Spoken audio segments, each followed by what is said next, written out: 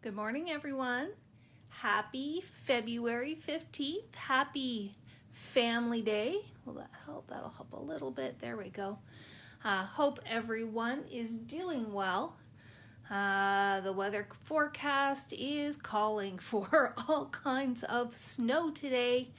So if you have any errands, I highly recommend you get out and get them done, and then hunker down for a great afternoon of crafting, maybe with your favorite movie playing.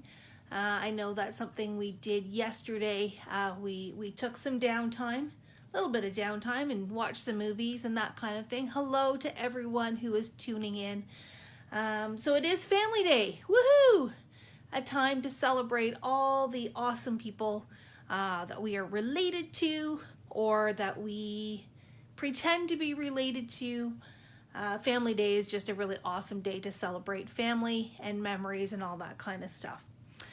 Today I'm going to try not to keep you guys too long, but I did want to talk to you a little bit about specifically the Gina K inks. If you saw our announcement last week, this is the line of full-sized colored ink pads, dye-based ink pads that we have chosen to bring into the store. And I'm going to give you a couple of just general ink tips, but I'm also going to talk a little bit about the Gina K stuff in general. I will preface all of these conversations by saying ink preference and ink choices are pretty much one of the most personal decisions any crafter will make in their lifetime. It's as personal as adhesive. Everybody has something that works for them or that doesn't work for them. So when you are looking at building your ink stash, I recommend that you try a bunch of different kinds. And just because you have, one kind of ink does not mean that you have to be exclusive to that kind of ink. There are so many colors in the world, so many purposes in the world. One ink is certainly not going to be able to do it all. So make sure, don't feel like you are cheating on one kind of ink if you try a different kind of ink. And really, you just have to use what works for you. So as I said, we made this, and we did put a poll out there in our Papercrafts Inner Circle, and we got lots of input from you guys. We know that a colored ink is great for stamping sentiments, for doing random stamping techniques. Sometimes you just don't want to color, you want your ink to be colored in total. Maria, I see a question here. So how does Gina K compare to water-based ink? Well, I'm going to get to that in a second. It really is the same thing. Rosalind's interested in seeing these inks in action. So let me get right to it. We decided on Gina K for a number of reasons. If you don't know my background, I come from the direct sales world, where I had a gorgeous line of ink pads that I used all the time, and they coordinated with everything I used, and it just made life so much easier. And ever since then, I have been on the hunt for, that ink that I really like and would really recommend to all of my customers to try out. And again, you got to try what works for you. You got to try different things. And we decided on Gina K for a number of reasons. She came very highly recommended from a number of our crafters. We have been carrying her Amalgam Ink for some time, which is a completely different kind of ink, and we can maybe touch on that at the end. But the colored ones are a premium dye ink. And what that means is they are a dye or water-based ink that just stamp really cleanly, and they dry and absorb right into the surface of your paper, or not the surface, the whole stack or the whole thickness of the paper. It sinks in and it dries really quickly. We also really like the wide range of colors that Gina offers. We currently have, I believe, 45 of her colors. There were a few colors that she was out of stock on, but we just liked the vibrancy and the range of color, and really felt that it covered a lot of the bases. Now, I've got a few sitting here. I do have a couple that are open because this is my collection. I'm going to sit and I'm going to do a color swatch so that we can stamp out and have one of each color to be able to show you guys. But these pads just simply open up like so. Now, sometimes if the pad is a little bit tricky to open, because sometimes it's really hard, and she's actually done that by design so that your lids don't just kind of topple and fall off. If you notice right here at the front, there is just a little bit of a lip. So if you focus on grabbing the middle and pulling it apart, it comes apart much more easily than if you're trying like this. It does, you will eventually get it, but you're much better to grab that lip in the middle, push a little bit on that black side, and pop it open just like so. The other thing I really like about the Gina K ink pads is that they are a felt pad. That means they're nice and firm. And yes, I'm getting ink all over myself. They're nice and firm so that you will get a really nice, even coverage on your stamp. Sorry, I'm not on the camera there.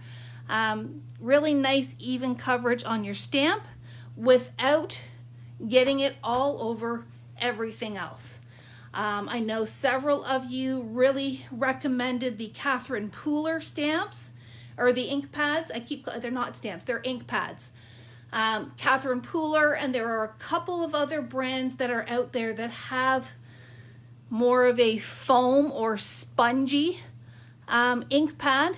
And this could be simply because this is what I'm used to, but I found with the spongy ones is that I kept getting ink all over my block, all over everything that I did not want the ink on, and I really struggled with stamping with them. And because we still do have beginner stampers out there, we have people that are really getting into stamping, I want this to be as easy a process as possible. So with the Gina K, like I said, you've got that nice firm felt pad. And if you need to, so if you take a color and you use it a lot and it starts to get really dry, you can buy the bottles of re-inker and just apply it to the pad and juice up your pad again. I did not bring home any re-inkers this time, but I will do a demonstration on that sometime in the future, just to let you know how you go about re-inking your ink pads. And maybe I'll do it with Oxide Inks. I'll do a whole little coffee break just on re-inking. The other thing I like about the Gina K is that the pads do come nice and juicy, so you'll get nice, clean stamping every single time. Now, dye-based ink is a little bit more translucent, but the whole point of it is that it soaks in to what you're stamping on, which is why my finger is red. Because I was touching it, it soaked into my skin. It's okay, it will come clean, it will exfoliate away, I'll be all good, but with dye-based inks, that's what you're going to get. Now I think, Maria, what you were maybe asking was, how is this different than, say, a distress ink, which is very water-based? I do not believe these will do the same kind of techniques or reactions as a distress ink or an oxide ink. Those are specially formulated for those particular techniques. These stamps were primarily designed for stamping. However, you can do ink blending with them as well. So I'll do a quick little demonstration on that. So right now this color is Red Velvet, and I've got a few other colors here. I've just got a random solid stamp that I pulled out of my stash. I wanted a nice solid stamp to be able to show you how beautifully these stamp, and I am using one of the Gina K stamping blocks. So just like I've long been on the search for a good ink, I have long been on the search for a really good block. that I love these beveled edges. I love the grid marks. It's easy to hold and stamp. You're not going to be losing your grip or having your stamp fall all over everything. I absolutely love these blocks. Now, little tip, and this goes for any kind of ink you're using, any kind of stamp you're using. If it's the first time that you are using a stamp, you do need to do what we call condition the stamp. And there are a couple of ways you can do it. What you are essentially doing is when a stamp comes right from the manufacturer, it's going to have a little bit of residue from the molding and manufacturing process. So you want to condition this so it's going to take that residue away and make your stamp accept the ink much more cleanly. Again, multiple ways you can do it. I have done it with one of these goo erasers, as we call them, or just a white eraser from the office supply store. I'm going to do it with this guy, and simply you just rub the eraser over the surface to remove that residue.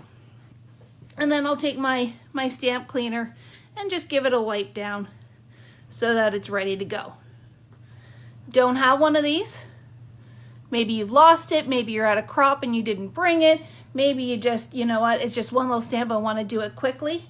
You do have a built-in stamp conditioning tool right on your person, the inside of your arm. So all I'll do is I'll take it like this. That just takes a lot of that residue off. Give it a good wipe to get rid of all my DNA that's now on my stamp. And there you go. So you can use your own body parts or you can use the eraser, whichever you prefer. I have also heard of people using Versamark or a very pale color of ink just to do that practice. And then you can practice off on your scrap paper. Regardless, what this is doing is simply making the surface ready to accept any ink that you're going to use on that. So let's give this a try and let's see what this looks like. I'm going to take my ink pad. I like to do like a twist, twist, pat, pat. Whenever you're inking, you want to make sure you're going straight down and straight up. Really avoid the inclination to rock, because if you rock, you're going to get it all over your block. If you push too hard, you're going to get it all over your block. You need firm pressure, but you don't need a lot of pressure. Also, if you move your stamp around the surface of the ink pad, you're going to get all those juicy pockets of ink ready to go. And then we're going to go straight down. Firm pressure. Again, avoid that inclination to rock. And then straight up again. And look at how beautiful that is. Now, you're looking at this and you're like, you know what, Sheri? I see some little splotches in there. It's not a perfectly smooth image. Don't worry. It will be as it dries. What this is and what those splotches are is just the different drying speeds of the ink inside the paper. So if you're finding that you're getting a lot of splotching, stamp and then walk away. Move away to something else and come back and you will see that that all evens out beautifully. This is what is supposed to happen. Now, if you have left it overnight and it's still looking splotchy, well, that's a bit of a problem and we can talk about it. We can troubleshoot that in a couple of different ways. The other thing you can do is if you really want to see it smooth out quicker, take your heat gun and just give it a little dry and it'll smooth all of that out. So that is, just how beautiful these inks stamp. Let me just clean up this stamp here. Maybe we'll try a couple different colors just to show you how awesome they are. As I'm opening up a couple of these ink pads, let's do some troubleshooting as we're talking here. If you are still getting splotching or if your inks aren't stamping clean, it could be your paper. Make sure you have a good quality paper that you're stamping on. It could be your stamp. Sometimes, I will say this with stamps, you get what you pay for. So if you have picked out one of those stamps from the dollar bin at the box store, they may not work as nicely as, you know, something that you invest a little bit more in. Now, if you've only got 1 or 2 projects that you're using that $1.50 stamp from, no worries. Be good with what you got and make it work for the project that you're working on. But if this is something that you want to use over and over again, you want to make sure that you have a good quality stamp. Make sure you condition it, just like I said. And again, give it that time to dry. So all those things will help you get a nice clean stamp. So this is Blue Raspberry and Wild Wisteria. Let's see how nice these are. So again, twist, twist, pat, pat. Sorry, it's gonna shake the table, shake the camera, and then straight down, press firmly, pull straight up. Nice. That's a beautiful blue.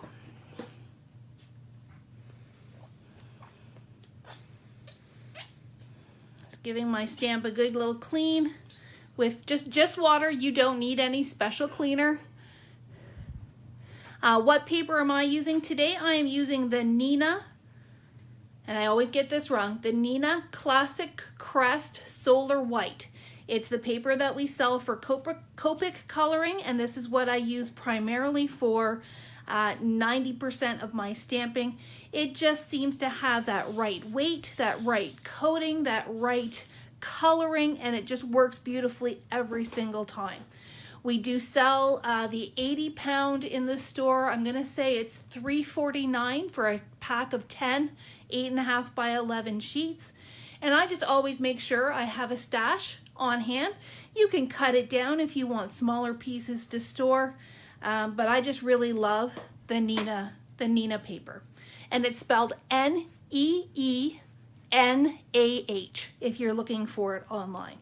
All right, let's give this Wild Wisteria a try.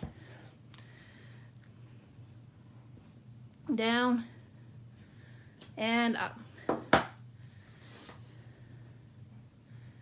So there you go. Nice, crisp, beautiful images. Now these are nice, big, solid images that I've been stamping. Let me get a delicate sentiment stamp and I'll show you just how beautifully that stamps as well.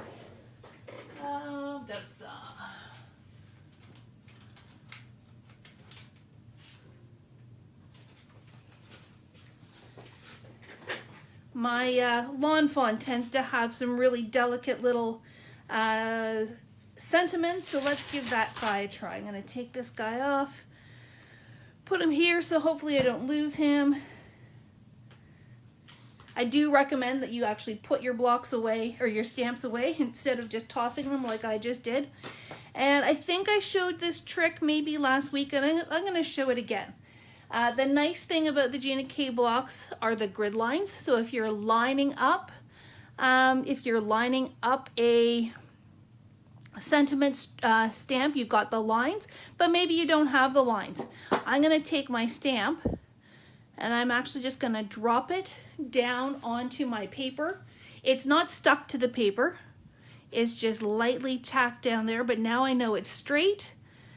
I'm not forcing it into any shape. And then I'm just going to go down and up. My stamp is ready to go. So Wild Wisteria. And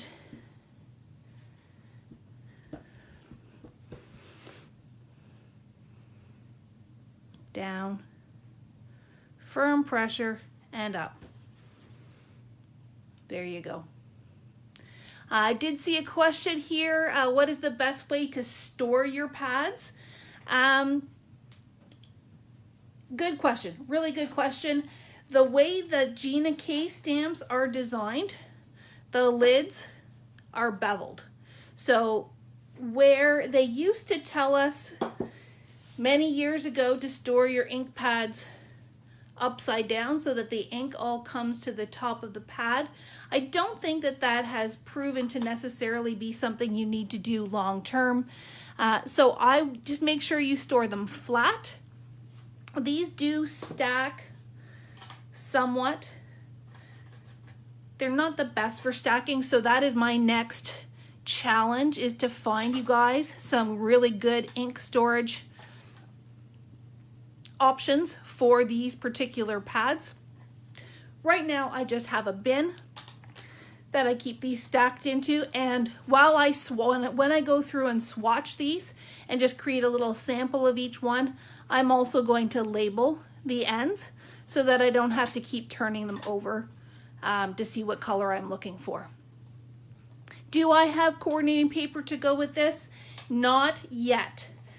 This is something that we wanted to start with the inks first and just make sure that you guys love them as much as we are. I do believe Gina does have coordinating papers and envelopes and things like that. That is a little bit down the road in bringing Gina K in, but definitely is something under consideration. But if you want to have your own coordinating paper, that is where the ink blending comes into play. So these inks absolutely can be used with your ink blending brushes, and Gina does have her own blending brushes. I find structurally they're very similar to Tailored Expressions and to Picket Fence and to some of the other brands that are out there. I don't know if it's just because they're new. I'm finding these bristles are a little bit softer than the other brands, but that could just be because I'm having fun with them being brand new. So again, you can simply take those inks, and those who know me know I'm going to hate this because I hate getting these white bristles dirty, but that's their job. That's their purpose in life. So I'm just going to gently rub it on my ink pad, take the excess off, and then I can blend really nicely and softly and just build up the color as we go. The key with these brushes and with any of these brushes, don't press hard. You resist that urge to really get in and scrub. You just want to do a light coating, and then if you want to go back and build up the depth of color, you can do that with your different layers. How long does it take to dry on paper? Because they are a dye-based ink, it dries virtually instantly. So let me show you. I'm gonna switch back to that palm leaf. Let me put this away.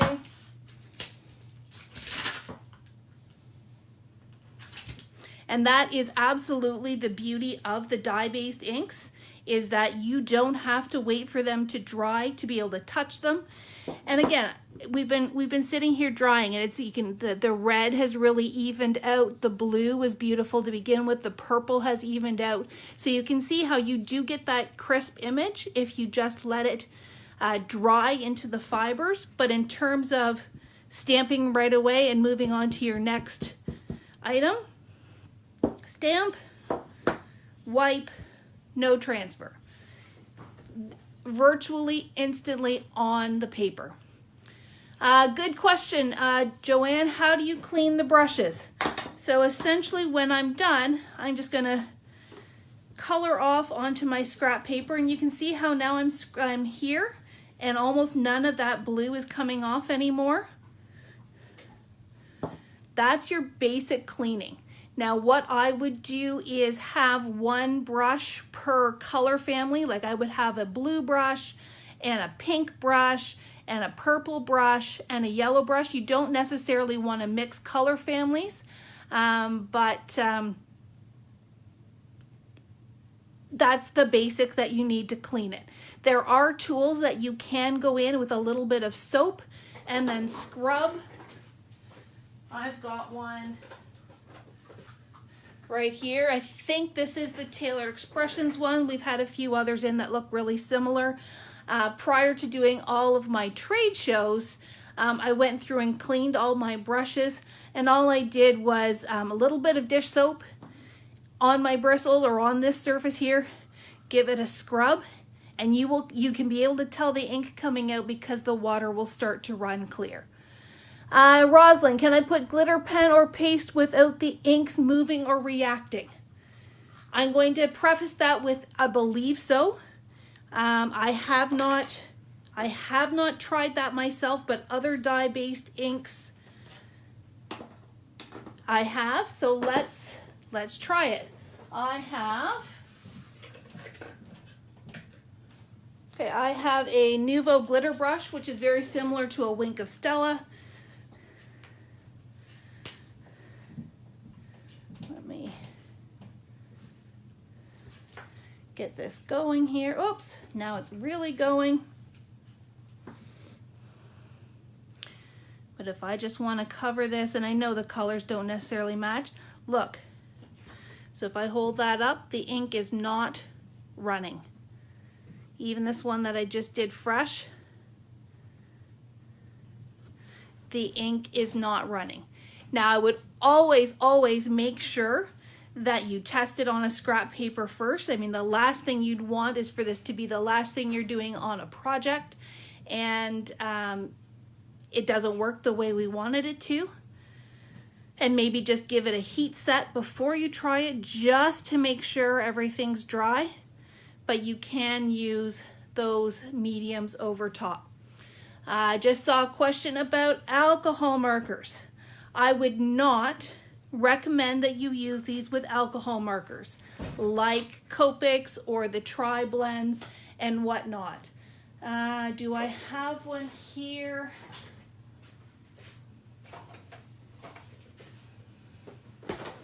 I don't have one in my box, but this will be part of another coffee break. Gina K also has a line of inks called Amalgam Inks. They are mostly in neutrals, so there is a black, there is like a skin tone color and some pale browns. I think there's a dark brown and there's a couple of grays.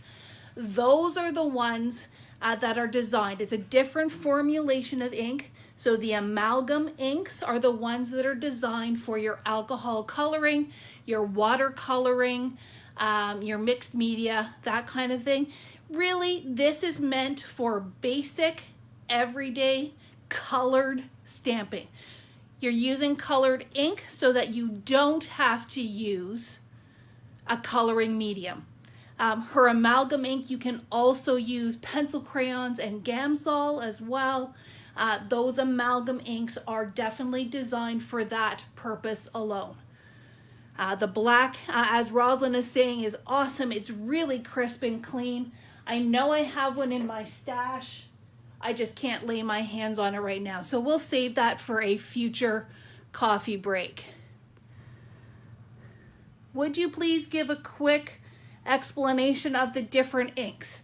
I can do a super quick one. It was my plan that today we were just going to talk about Gina K, and then later in the week or maybe next week I'll do another coffee break on all the different kinds.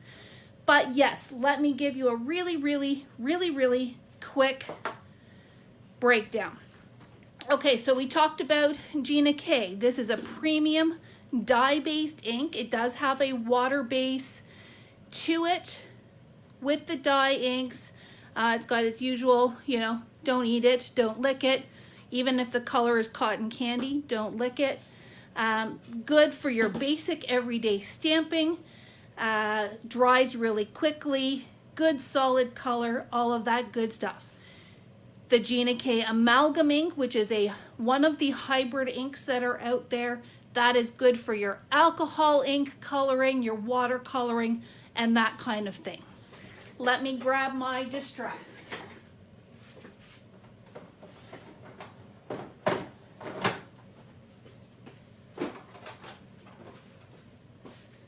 All right, distress inks. There are two kinds of distress inks.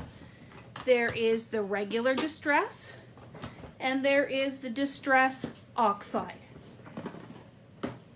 These inks, to my understanding, were designed more for creating backgrounds, reacting with water, mixed media techniques, all of that good stuff.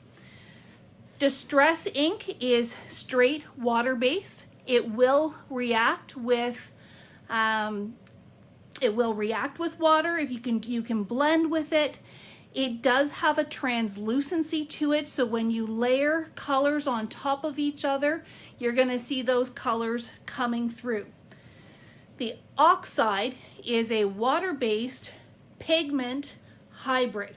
So pigment is a thicker ink that sits more on the surface. So where the dye-based soaks right into the paper, pigment will sit on top.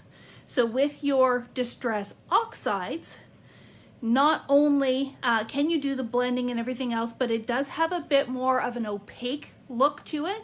So when you start layering, you're not going to see that same level of translucency and the other colors coming through.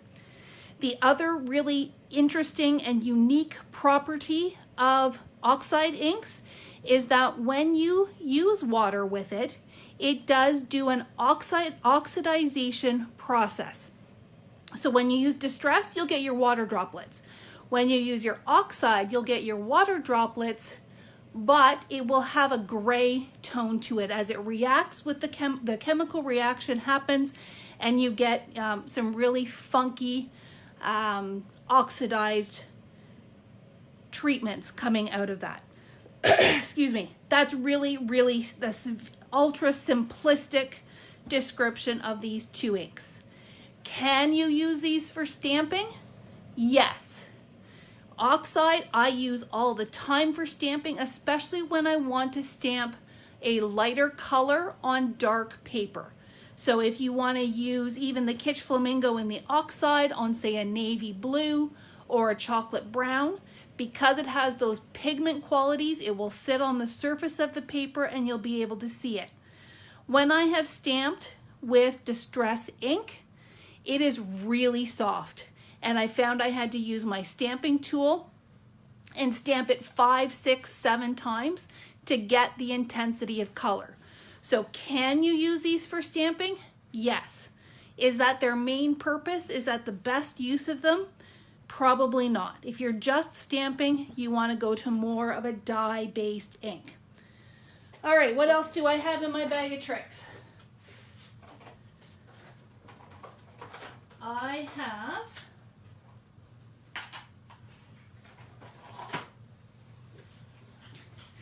so we have Memento Ink.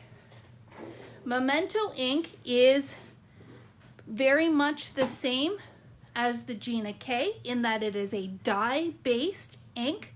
So that means it soaks into the paper and dries really quickly. However, there is something about the formulation of the Memento ink that makes it ideal for Copic coloring, alcohol inks, watercolor, very similar to the Amalgam ink. It at that point comes down to a preference. I've been coloring for 15 years with my Copics. Memento is my go-to. Absolutely 100% it is my go-to. I have tried the Gina K black amalgam ink in the past. I didn't have much success with it in that I found it did bleed a little bit, but it could very well have been user error that I simply didn't allow it to dry enough before I started coloring. So that is something I'm definitely going back in to try in my spare time. So we do have the Memento ink in a couple of the basic colors. At that point, like I said, it comes down to a preference which you like best. The one downside I find to the Memento is if I stamp my image to color and then I go to stamp my sentiment, for example, with it, I don't find that the Tuxedo Black is as dark as I would want it to be for a sentiment or that kind of thing. The last thing I'm going to talk about before I sign off is the VersaFine Clair. These are an oil-based pigment ink. So I would not, even though I've heard people have done it, I personally would not recommend those for your Copic markers. I do believe you can watercolor with them, but I've not tried it myself. These stamp sentiments to the moon and back. Absolutely love how crisp and clean those colors are. So there are two, VersaFine, and this is where it gets confusing. There is regular VersaFine, and then there is the VersaFine Clair. And when I talked to my rep about this, she said they came out with the VersaFine first, and those are really deep, dark colors like the blacks and the burgundies and the navies. However, people wanted a little bit more vibrancy, a little bit more brightness to it. So that's where you get the VersaFine Clair. Those are the bright versions of the VersaFine. So there are bright pinks, there are yellows and oranges and all of those bright colors that just didn't come in the original VersaFine. The formulations are different.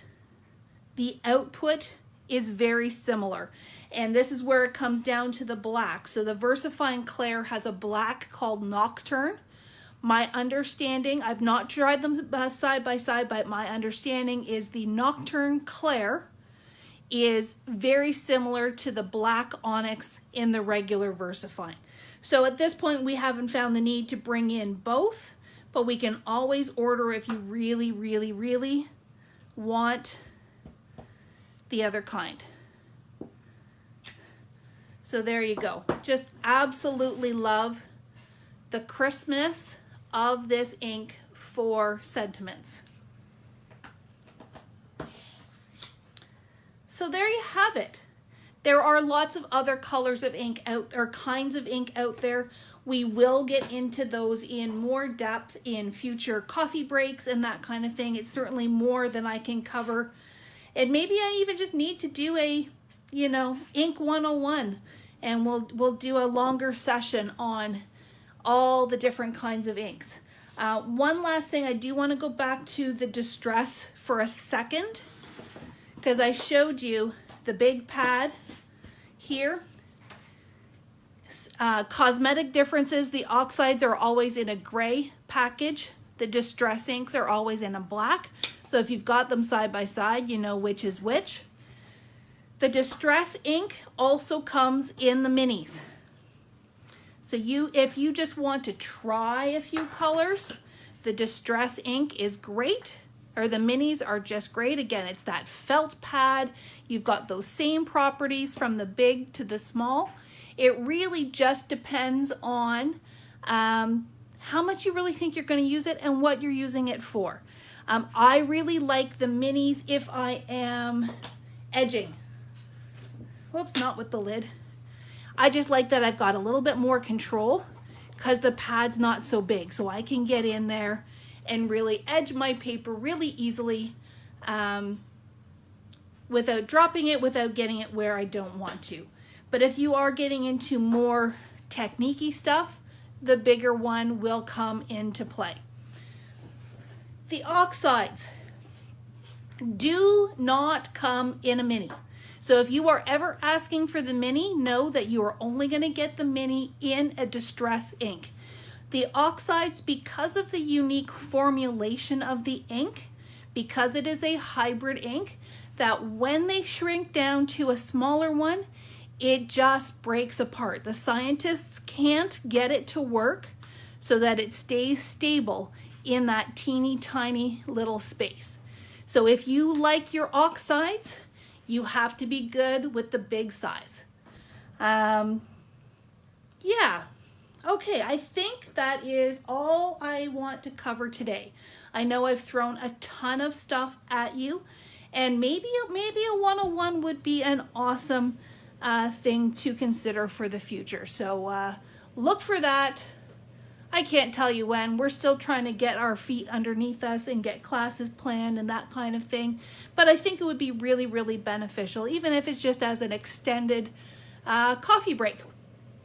If you have questions about inks that you may have in your stash and don't know what it does or don't know what to use it for, drop me a note, post it here on Facebook. I'm sure there are lots of people that have experience with inks beyond what my knowledge is. Whoops, and I just got that in my wink of Stella. The other thing you can do, go onto YouTube, go into Google, and just type in something like, what is the difference between distress ink and distress oxide?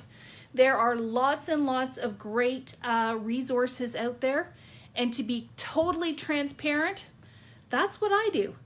I go in and I just do a little bit of research. I grab a cup of coffee. I make sure I set my timer for 15 minutes. Because as I'm sure all of you know, if you get onto YouTube, you could really go down that rabbit hole and be lost for a couple of hours. So I make sure I set a timer and say, okay, I'm going to research this for 15 minutes. Usually what I need to know, I can find in that 15 minutes.